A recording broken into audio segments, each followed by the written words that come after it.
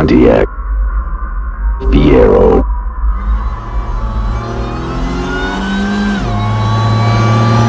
You got a Pontiac. Alright, here we are. We are in the final stretch of our 3800 video. This is it. This is the last video. I'm really excited. It's been a long journey and I am looking forward to closing this chapter out so I can have some fun with this car. I hope you've checked out my previous video on the pre-install and trial start.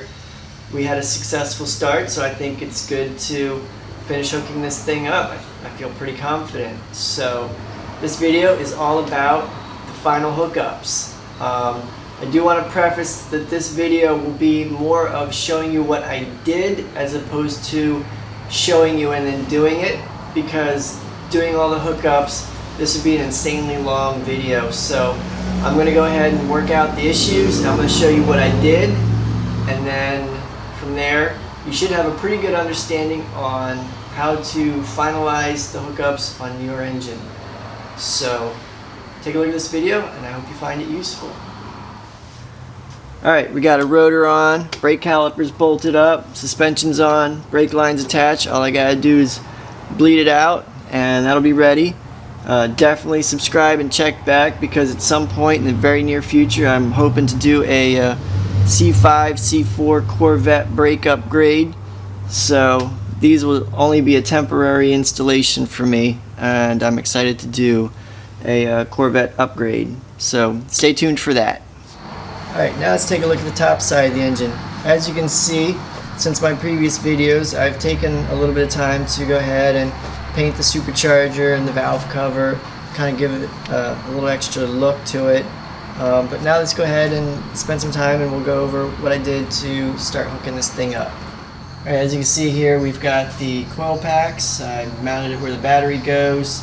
The wires are, for the most part, in there the way they're going to be. I'll probably clean up a little bit. I have wires running behind the insulation so that they're out of the way of the pulley system. And I'll clean up a little bit more, but this is basically where it's going to go.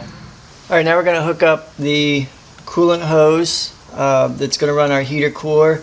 This is the one that I made in a previous video that came out from under the supercharger. This is a 3/4 inch hose that I pulled off of an old Fiero bracket. And then we have our standard hose that runs to the heater core. This is a 5/8 inch hose, I believe, and this is 3/4 inch. So what I'm going to do is get a coupler here that's going to adapt our 3/4 inch to 5/8. So we're going to go ahead and attach that and cinch it down.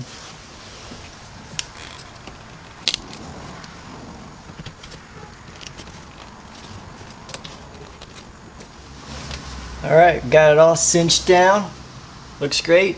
Now we're going to do the same thing to our brake booster line here, and I believe this is a 1/2 inch to 1/2 inch adapter, so it's pretty straightforward. So I'm going to do that and we'll move on. Alright, this is our brake booster line. I've connected this up to the Fiero's brake booster hose. This is a 1/2 inch hose, so if you can find a 1/2 inch to 1/2 inch coupler, that's all you really need. For some dumb reason, I really had a hard time finding one, so I ended up getting a T-coupler, and I just capped off the one side. So at some point I'll switch this out, but right now it's pretty low priority. But this is the brake booster line connected up. Alright, now we're looking down at the transmission bracket all mounted up. I've actually hooked up the transmission shift cable. As I mentioned earlier, it needs to come up, not down. And you can't see it. It's under the exhaust heat shield, but I did stick a cotter pin through it. Now I don't know if it was just me or if it's pretty typical, but I did have to kind of push the exhaust heat shield in order to get the clearance I needed to get the shift cable on, as well as the arm moving correctly. So just a little notation there. So now we're going to go ahead and hook up our intake, and this will probably be covered up a little bit. So we'll do our air intake and go from there. Alright, now we're going to install our intake system. For me, I'm going to use a custom intake system that I designed. It's basically going to come out and down where the Fiero intake is to a custom air box that I built and draw up fresh air. It should be a free-flowing system, I hope, and work really good. So we'll take a look at that and then we'll check back. Alright, so this is my 3800 intake setup that I designed myself. I'm going to start off with a custom IMSA style scoop that I've added a fiberglass extension to. Then I have my custom molded air box. This was molded to fit behind the fender well of the driver's side. I wasn't really too concerned about making it look pretty. I was going for function over form, and it seems to fit pretty good. It's going to have a little door that sits next to it that I can bolt onto it to install and remove air filters. Then we got a cone style air filter that we're going to be using, mated to a 3.5-inch aluminum PVC pipe. I drilled a hole in to install the air temperature sensor. And then finishing off our custom setup is a 3.5-inch 45-degree elbow that is rated for supercharged engines. So all this together will hopefully make a pretty free-flowing custom exhaust system. Intake system. Alright, now that we've taken a look at the parts, we're going to take our 3.5-inch supercharged 45-degree rubber elbow, connect that up to our 3.5-inch aluminum pipe that we're going to run down to our custom air box. So let's go ahead and hook it up. Alright, so this is our driver's side where our intake's going to come through. I'm going to have a 3-inch pipe come through. Cone filter is going to sit in here. And as you saw a second ago, I have a custom molded air box. It's going to sit here in between where the fender well is and the back wall. And I've got my IMSA style scoop that's going to go in and seal it up. And it's not going to be 100% sealed enclosure, which is fine. That's why I'm doing the cone style intake. My main objective is to just seal out all of the heat that you get somewhere around the car and actually make the intake here, this style intake, an actual functioning intake. So I can draw pretty much 99% of my cool fresh air from this scoop, which I think would be kind of nifty to actually have a functioning scoop. So we'll go ahead and get this together and show you what it looks like. Alright, so this is my intake system installed. As you can see, we've got the supercharged rated elbow installed. We've got our 3.5-inch aluminum pipe. We've got our air temperature sensor here. Basically, I just drilled a hole, I put a rubber grommet in, and it just pressure fitted in, which is what the stock sensor does. And that runs down to my cone filter and through my IMSA intake scoop. Alright, so winding down my project, I'm going to go ahead and put my IMSA style quarter panel on to complete my air scoop. I'll show you that panel before I put it on. Alright, so here's my freshly painted IMSA style quarter panel. I'm going to go ahead and put this on. I got a rivet gun and it shouldn't be too difficult. So we'll go ahead and start getting this back together. Alright, on the underside of the car, this is the passenger side coolant hose. This is our custom Daco hose. On this side, I did have to cut maybe like 4.5 inches off in order to get the hose to go on without kinking. Every car is different, so you may or may not have to cut any. But this is the only hose I've had to cut so far. So far we're good. And like I said, this is the passenger side. Alright, here's the driver's side rear coolant hose. This one I did not have to cut. It seemed to go on pretty good, and it's clamped down and ready for coolant. Alright, now I'm going to start filling our cooling system. With the Fiero, you do have to remember to burp the system we'll go ahead and start filling with our pre-diluted coolant.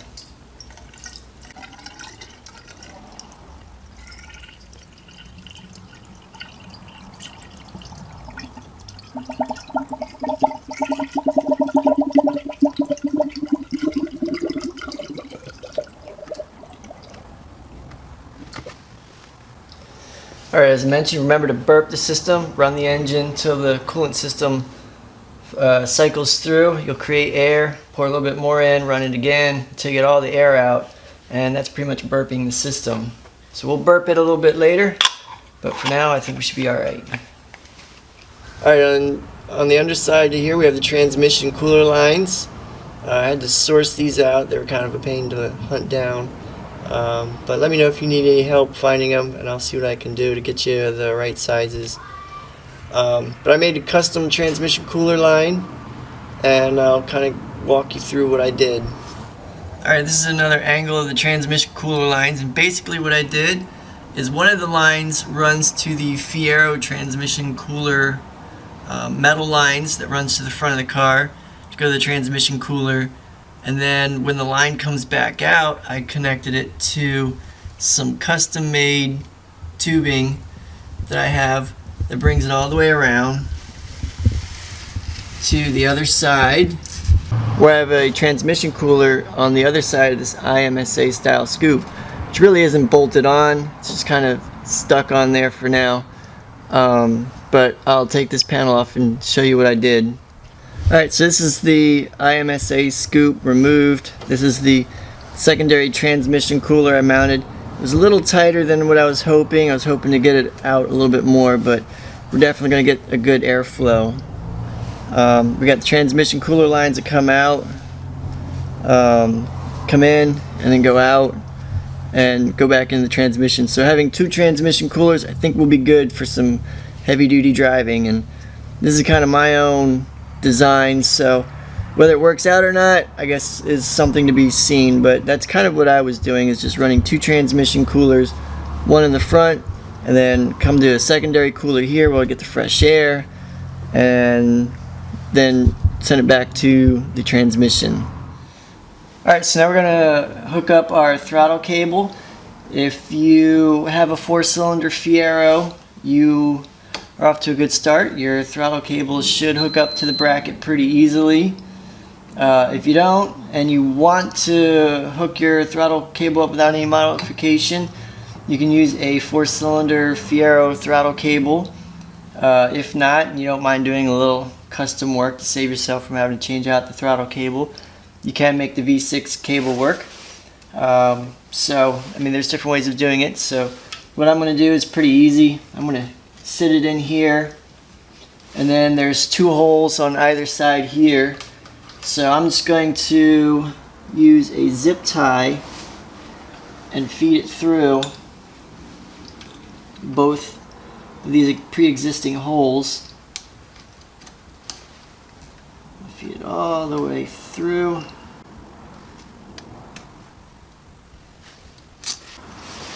Alright, we'll cut that off in a bit. That'll keep your throttle cable from coming out. That'll hold it in there. You can use black. I only had blue, but I may end up changing it to black. But for now, for demonstration purposes, it works. It's tight, and our throttle cable is not coming out. Alright, so now we're going to feed our cable through and see where we need to measure. So you want to pull it tight. Get our gas pedal firm again. Fish it through, and then mark on the bracket where we actually need to drill. You can use an awl or a screw and kind of mark where you want to drill. Alright, you want to make sure that you got a nut and a bolt and a washer ready. We're going to bolt it on. I'm sure it sounds pretty dumb, but you want to make sure that your bolt actually fits through the hole on the throttle cable. So you have a good fitting bolt and not anything too long, but this is what I've got available. So I'm going to go ahead and do that and work on drilling our hole. Alright, we've got our spot marked. I've got a close quarters drill because it is a little tight in here. So go ahead and start drilling our hole.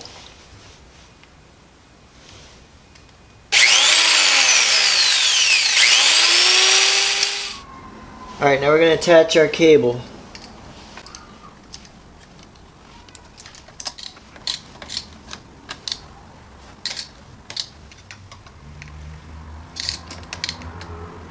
Alright, I've got it all bolted up. I did add 2 more straps to kind of give me a better angle on the cable. So as you can see, I did a strap from here to here to kind of pull the cable out, and then another one from the inside here underneath the clip to the other side here to kind of twist it in to get it more of a line properly. So let's try it out. 3 zip ties. I think I may end up just switching them to black. I don't have any black, but we'll see if this works, and then I'll worry about switching it to black later.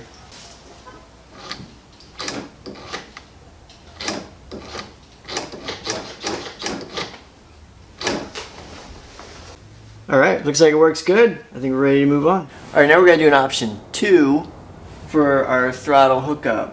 So if you don't really like the zip tie idea, you want something that looks a little bit cleaner, what we're going to do is we're going to remove the zip ties. We're going to grind off the bracket a little bit so that this clip can actually fit through. So first things first, we'll clip off our clips.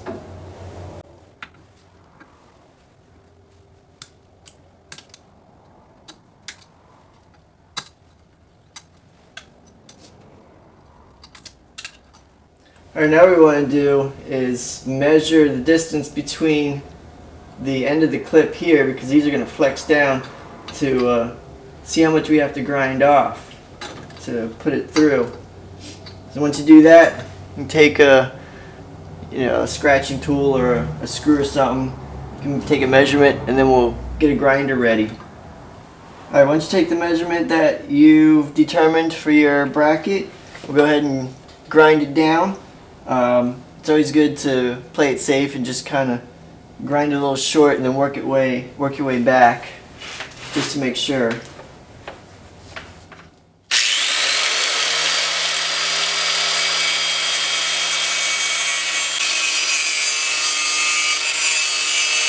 Alright, once you've got it to about where you need it, you start seeing if you can get your clip in.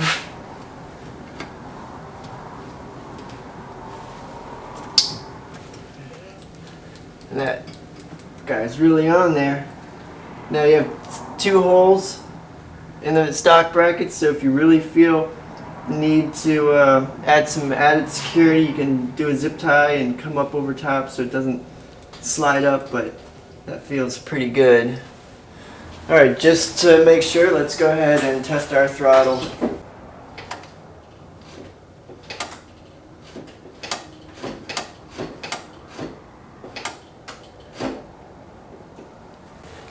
And we're good. Alright, I mounted up my ECM. I know there's lots of different methods and styles that people have used to mount up their ECM. I've gone a lot simpler. I actually found some like 3-foot long zip ties for a couple bucks, and these are those zip ties. I didn't have to modify anything. I didn't have to do anything. All the holes that I used were already there. I just pulled the zip ties through and zipped them up and clipped them, and this thing is not going anywhere. I mean, you get very little side-to-side wiggle, and it doesn't come forward at all. So the great thing about this is it's simple, it's quick, it's cheap, and if I ever needed to pull the ECM out, I can just cut these off and spend another $3, something like that, for a new pack of these really huge zip ties, and zip it back up. And once the center console goes back in, no one's going to see it, so no one will really know. So it'll look great. Alright, we got our OBD2 connector mounted up. Everything looks good, so I'm going to tighten up a few wires and then get the center console all put back together. Alright, after installing the center console, you really can't tell the difference on how I mounted the ECM, and no one will know the difference. That it was custom-made bracket or a couple of nylon straps. Alright, for the exhaust, I basically just got a generic hanger. You can get it at any local auto parts store. Bent at a 45-degree angle and then bolted up to the K-frame. Alright, right up here are the bolt holes for the original Fiero exhaust system. You can find ways to incorporate those holes, or you can use the one that I showed you. Either one's a decent option. Alright, this is the stock Fiero dog bone bracket. As you can see, the hole here is not anywhere near lining up the hole here. I've tried a pry bar, I've tried engine hoist, lifting the engine. I just can't get enough distance to get it. So I'm going to actually go to Rodney Dickman's website and order his adjustable dog bone and see if that gets me closer to the hole alignment that I need. Other than that, I'll save that for later and we'll keep moving on. Alright, just have to make one final performance enhancement. I'm going to have to replace this with this.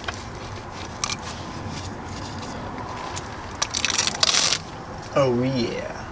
Alright, moment of truth. We've done a few test starts. Seems to be running alright. I got the cooling system burnt, transmission fluids full, fuel line and everything's all good. I don't see any leaks. I ran it into my OBD2 scanner on it. I don't seem to be throwing any codes. Don't seem to be overheating. So I think everything's good. So I think now we are ready to actually try and finally move this thing out of the garage, which is a good thing because I really need to clean this garage up pretty badly. So let's try our first move. Here we go.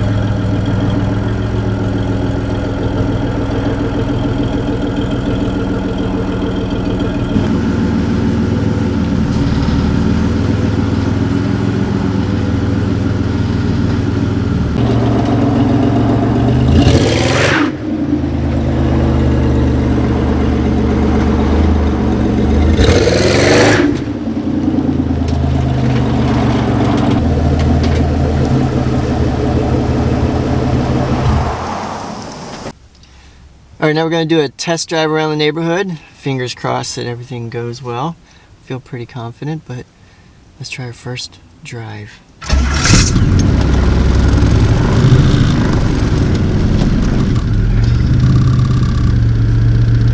Backing out, moving alright.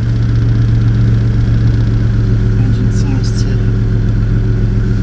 sound pretty good. No issues.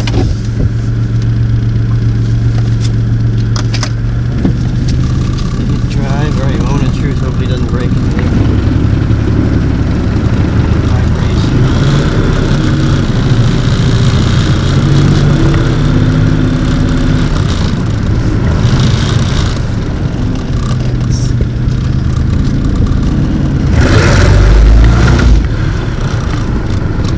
Okay. Holy cow. That wasn't even bored. It was awesome. I like that supercharger whine. Listen to it.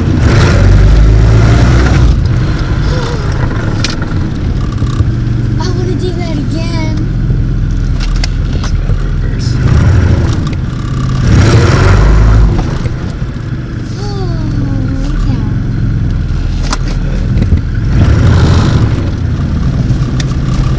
That was fun. I thought you were really going to crash into the... Oh, jeez. Alright, so now I'm going to do one last test around the neighborhood. I'm going to use my phone and an OBD2 Bluetooth adapter to monitor the car's vitals and performance and make sure that everything's okay. Once I do that, I think I'm ready for a road test and close out this video. let's go ahead and try it out. Alright, as you can see, I'm kind of monitoring the vitals, horsepower, speed, RPMs, and you can even do fun things like boost. So it's actually a really good app.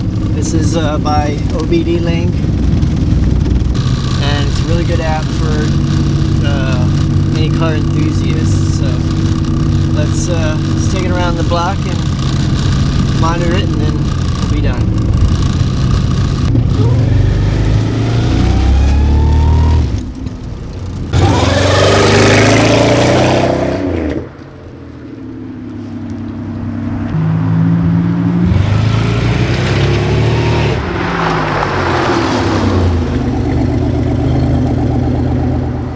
Well, it's time to call it a day, and I think it is time to wrap up this 3800 project.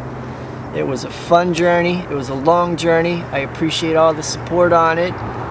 If you have any questions on how to do this install, please check out my other videos, ask questions. I certainly don't know all the answers, but I will try and answer whatever questions I can.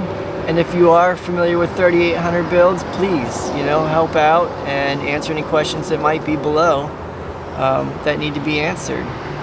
The Fiero community is pretty tight-knit, and we're here to support each other. It's one reason why I do these videos. So let's continue to help each other and keep these cars alive. Again, thanks for watching, and I'll see you on the next video.